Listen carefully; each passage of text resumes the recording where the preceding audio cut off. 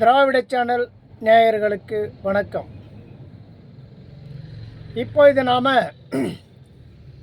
இதிகாச புராணங்களில் ஒன்றான இராமாயணத்தை பற்றி ஒரு பார்வை. இராமாயணம் என்பது ராஜாக்கள் காலத்தில் ராஜாக்களை ஒருங்கிணைந்து அங்கு தசரதன் என்கின்ற ராஜாவை பற்றி அவருக்கு 60,000 மனைவி இருப்பதாகவும் இதை ஒரு மிகப்பெரிய இதிகாச காவியமாக வால்மீகி என்கின்ற மகரிஷி, அவர் ஒரு ரிஷி, இவர் ராஜாக்களினுடைய வரலாறை தொகுத்து அதற்கு தலைமையிடமாக தசரதனை உருவாக்கி, தசரதனுக்கு 4 பிள்ளைகள், அதில் ஒருவர் தான் ராமனை மையமாக வைத்து உருவாக்கப்பட்ட இராமாயண இதிகாச காவியம். இந்த இராமாயண காவியம் பார்த்திங்கன்னா சமஸ்கிருதத்தில் தான் மகரிஷி எழுதியிருக்கார். சமஸ்கிருதத்தில் எழுதிய இந்த இராமாயணத்தை தமிழ்நாட்டில் பிறந்த புலவர் கம்பர் அவர் பாடலாக எழுதியிருக்கிறார். இலக்கிய வரிகளில் அதை படிக்கிறதுக்கே ஒரு தனி ஞானம் வேணும். உடனே அந்த கம்பர் எழுதியத்தை படிக்க முடியாது. படிக்கலாம், அவ்வளோ சீக்கிரத்தில் பொருள் காண முடியாது. ஆனால் வால்மீகி எழுதிய சமஸ்கிருதத்தை எப்படி நம்ம படிக்கிறது? இப்படி ஒவ்வொரு மொழிக்கும் ஒவ்வொரு புலவர் எழுதியிருக்காங்க. தமிழ்நாட்டில் கம்பர் எழுதிய இராமாயணம் என்பது சிறப்பு அப்படின்னு சொல்லப்படுது. அந்த கம்பராமாயணத்தை படித்த ஓய்வு பெற்ற நீதியரசர்கள், ஓய்வு பெற்ற பேராசிரியர்கள், இவங்கெல்லாம் எளிய முறையில் தமிழில் நம்மளுக்கு ராமாயணத்தை எழுதியிருக்காங்க. இது பார்த்திங்கன்னா வால்மீகி எழுதியிருக்காரு, கம்பர் எழுதியிருக்காரு. கம்பர்லேருந்து மொழிபெயர்ப்பு பண்ணி தான் இப்போ நம்ம பேசக்கூடிய இந்த எல்லோருக்கும் புரிய விதமாக எளிய முறையில் கவிஞர்லாம் எழுதியிருக்காங்க. இதெல்லாம் நம்ம பல கோணத்தில் படிக்கிறோம். இதை தான் சொல்கிறாங்க, இந்தியா முழுவதும் 350க்கும் மேற்பட்ட இராமாயணங்கள் இருக்கிறது. அதாவது 350க்கும் மேற்பட்ட காவியம், இதை மொழிபெயர்ப்பு பண்ணி எழுதப்பட்ட கதைகள். அப்படி எழுதுகிறப்ப என்ன ஆகுதுன்னு பார்த்தோம்னா, வால்மீகி எழுதிய இராமாயணத்திலிருந்து ஒவ்வொருவரும் சில விஷயங்களை தங்களுடைய கருத்தை அதில் இணைத்து மாறுபட்ட கருத்தாக எழுதுகிறார்கள். ஒருவர் எழுதுகிறார், ராமனுடைய மனைவி சீதை ராவணனுக்கு மகள் என்று எழுதுகிறார். இன்னொருவர் என்ன எழுதுகிறார்னா, சீதை ராமனுக்கு தங்கை என்று எழுதுகிறார். இது இப்படி போகட்டும். ஆனால் கம்பர் எழுதிய இராமாயணத்தில் எப்படி எழுதுகிறார் என்றால், ராவணன் என்பவன் இலங்கையை ஆண்ட ஒரு ராஜா. இந்தியாவில் தசரதனை ராஜா என்று குறிக்கின்ற கம்பர் இலங்கை அரசனை ராஜா என்று குறிப்பிடவில்லை, அரக்கன் என்று குறிப்பிடுகிறார். அப்படி என்றால் ஏன் அவரை அரக்கன் என்று அவர் குறிப்பிடுகிறார் என்றால், ஈவிரக்கமற்ற செயலை அவர் செய்துவிட்டார் என்று. அப்படி என்னதான் ஈவிரக்கமற்ற செயலை அவர் செய்தார்? ராவணனை அரக்கன் என்று சொல்லும் அளவுக்கு ராவணன் செய்த இரக்கமற்ற செயல் என்னவென்று கேட்டால் கம்பர் குறிப்பிடுகிறார், சீதையை கடத்தி சென்றதுதான் இரக்கமற்ற செயல் என்று குறிப்பிடுகிறார். இப்படி தான் அந்த ராமாயணத்தில் நம்மெல்லாம் படிக்கிறோம். ராவணன் என்பவன் ஒரு அரசன். ராவணனுடைய தங்கை சூர்பனகை ஒரு அழகிய பெண். அவளை ராட்சசி, அரக்கி என்று குறிப்பிடுகிறார் கம்பன். இப்போ நடைமுறையில் எல்லாம் படிக்க ஆரம்பிச்சிட்டாங்க முனிவர்கள், சாதுக்கள், இன்னும் பல அறிஞர்கள், புலவர்கள். இந்த கம்பராமாயணத்தை படித்து விட்டு இவர்களெல்லாம் மேல் லோகம், இறந்து விட்டால் எல்லாம் மேல் லோகத்துக்கு போகிறாங்கன்னு இந்த இதிகாசம் சொல்லுது இல்லையா, இவங்க வரலாறு. அந்த அடிப்படையில் இறந்தவர்கள் எல்லாம் மேலே போகிறப்போ ஒரு புலம்பல், கடவுள் கிட்ட பார்த்து, இறைவன் கிட்ட பார்த்து என்ன சொல்கிறாங்கன்னா, வால்மீகி எழுதிய இராமாயணத்தை கம்பர் தமிழில் எழுதியிருக்கிறார். அந்த தமிழில் அவர் எழுதுகிறப்போ ராவணன் மிக சிறப்பான ஒரு ராஜா. அந்த ராஜாவை வந்து அரக்கன் என்றும் இரக்கமற்றவன் என்றும் கொடியவன் என்றும் மிக கொடுமையான வார்த்தைகளில் எழுதியிருக்கிறார். இது சரியான போக்கு அல்ல என்று புலம்புகிறார்கள். இதை கேட்ட இறைவனுக்கு ஒரு வருத்தம். உடனடியாக நீதி தேவனை அழைத்து, நீதி தேவா, பூலோகத்தில் கம்பர் எழுதிய ராமாயணத்தின் மீது பெரிய அளவில் விமர்சனம் வருது. ஆகவே அந்த பாத்திரத்தில் இருப்பவர்களை அழைத்து விசாரணை நடத்தி ஒரு சரியான தீர்ப்பு நீ வழங்குன்னு இறைவன் வந்து ஒப்படைக்கிறார். யார்கிட்ட? நீதி தேவன்கிட்ட. உடனடியாக நீதி தேவன் வந்து ராவணனுக்கு சம்மன் அனுப்புகிறார். உங்கள் மீது இருக்கக்கூடிய புகார் உடனே விசாரணைக்கு வருது, நீங்கள் வாங்கன்னு கூப்பிட்றாரு. அவரை கூப்பிட்ட உடனே ராவணன் சொல்கிறாரு, நான் மட்டும் வரமாட்டேன், நான் சொல்கிறவங்கெல்லாம் கூப்பிடணுன்னு சொல்கிறார்.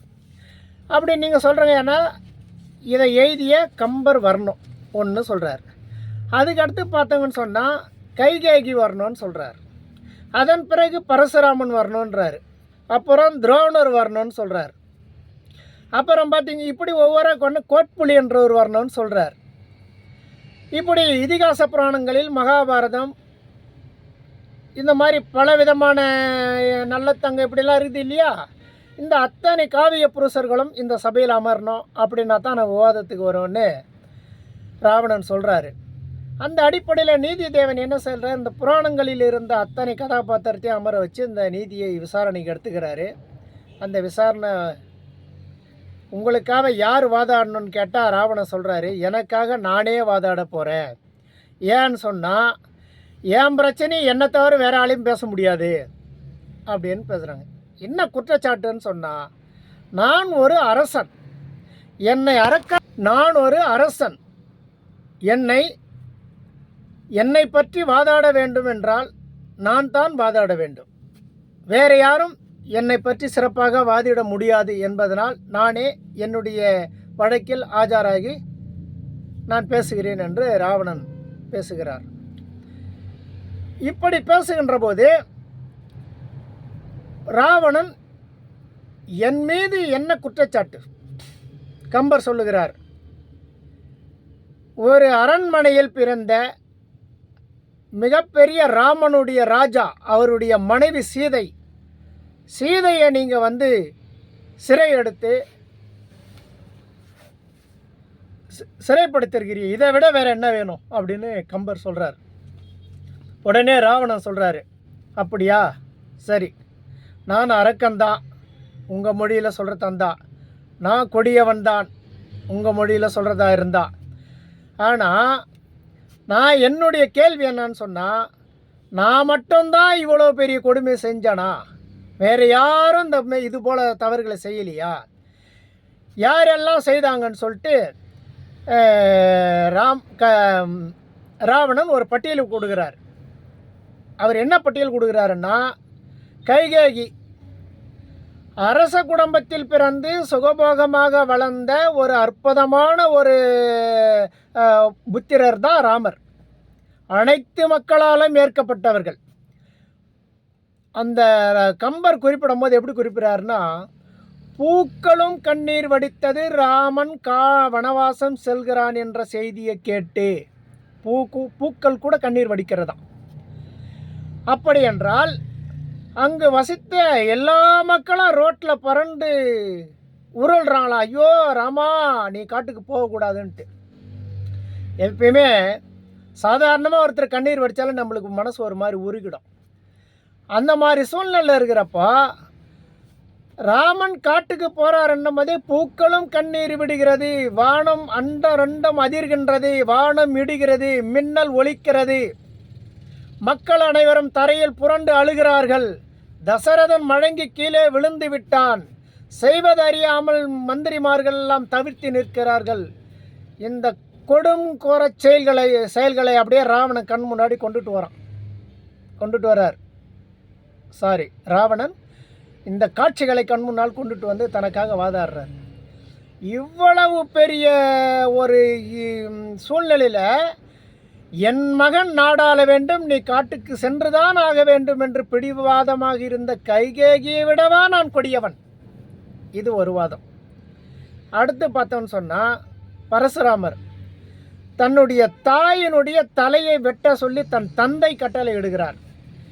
தந்தையின் சொல்லை மீறக்கூடாது என்பதற்காக தன்னை பெற்று வளர்த்த தாயை, இந்த உலகம் எதிர்காலத்தில் நம்மளை என்னெல்லாம் பேசுமோ, ஒரு தாயினுடைய தலையை வெட்டிய பாதகன் என்று இந்த உலகம் எப்படி வஞ்சிக்கும், இதையெல்லாம் பொருட்படுத்தாமல் பரசுராமர் உடனே போய் அவருடைய தாயோட தலையை வெட்டி எடுத்துகிட்டு வந்துடுறார். அப்படின்னு சொன்னால் பரசுராமரை விட நான் கொடியவனா? இரண்டாவது கேள்வி. மூன்றாவது, தனக்கு குருவாக ஏற்க முடியாமல் நீ தாழ்ந்த ஜாதி, உனக்கு வில்வித்தை கற்பதற்கு தகுதியற்றவன் என்று ஏகலவனை துரோணர் புறக்கணிக்கிறார். ஆனாலும் தன்னுடைய விடாமுயற்சியாக தானே கற்றுக்கொண்ட அந்த வில்வித்தையின் பலனாக அனைவரும் விட சிறந்த வில்வித்த வீரனாக ஏகலவன் கருதுகிறார், போற்றப்படுகிறார். அந்த ஏகலவன் அர்ஜுனனை முந்திவிடக்கூடாது என்கின்ற காரணத்தினால் துரோணர் ஏகலவனுடைய அந்த கட்ட விரலை காணிக்கையாக பெற்று விடுகிறார். அதோடு அவனுடைய வாழ்க்கையில் அவனுக்கு உணவு தேடக்கூட முடியாது. கட்ட விரலை இல்லைன்னா வில்லு அடித்து வேட்டை கூட ஆட முடியாது. அவன் வேட்டை சமூகம். அவ்வளவு கொடுஞ்செயல் செஞ்ச துரோணர் இரக்கமுள்ளவரா அப்படின்னு வைக்கிறார். அஸ்வத்தாமன், மகாபாரதம் போரே முடிஞ்சு போச்சு. கடைசியில் 5 சிசு குழந்தை, திரௌபதியுடைய குழந்தை, பீமனுக்கு ஒன்று, அர்ஜுனனுக்கு ஒன்று, நகுலனுக்கு ஒன்று, சகாதேவனுக்கு ஒன்று, தர்மருக்கு ஒன்றுன்னு பிறந்த அந்த 5 குழந்தையும் அஸ்வத்தாம கடைசி காலத்தில் போயிட்டு கொன்னுடுறார். அப்போது அந்த அஸ்வத்தாமனுடைய செயலை விட நான் கொடுமையானவனா அப்படின்றது ஒரு வாதம். அதன் பிறகு பார்த்தோம்னு சொன்னால் அபிமன்யு சக்கராயுதத்தில் உள்ளே போய் சண்டை போடுகிற போது அவரை சுற்றி இருந்தவங்க அத்தியமே பெரிய பெரிய ராஜாக்கள். கர்ணன், வள்ளலன்னு சொல்கிறீங்க. இப்படி எல்லாரையும் ஒருங்கிணைச்சி சொல்கிறப்போ துரோணரும் அதில் இருக்கார்.